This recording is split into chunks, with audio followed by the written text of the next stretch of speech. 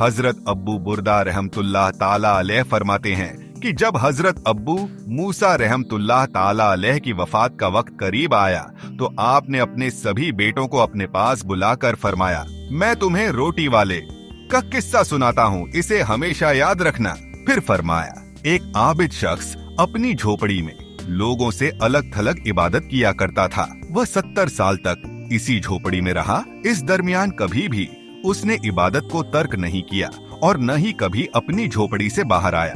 फिर एक दिन जब वह झोपड़ी से बाहर आया तो उसे शैतान ने एक औरत के फितने में डाल दिया और वह 7 दिन और 7 रातें उसी औरत के साथ रहा।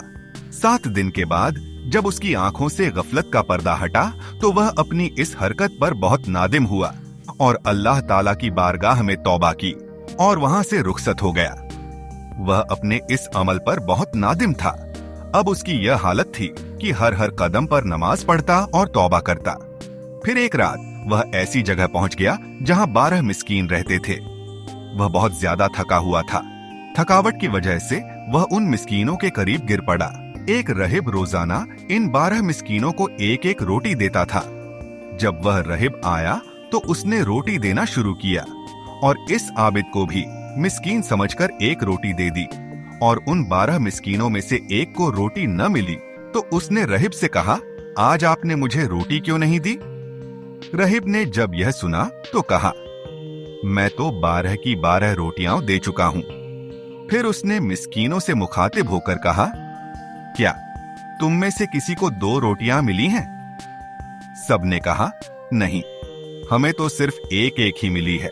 यह सुनकर राहिब ने इस शख्स से कहा, शायद तुम दोबारा रोटी लेना चाहते हो, जाओ, आज के बाद तुम्हें रोटी नहीं मिलेगी।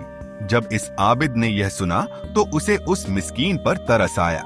उसने वह रोटी मिस्कीन को दे दी और खुद भूखा रहा और इसी भूख की हालत में उसका इंतकाल हो गया।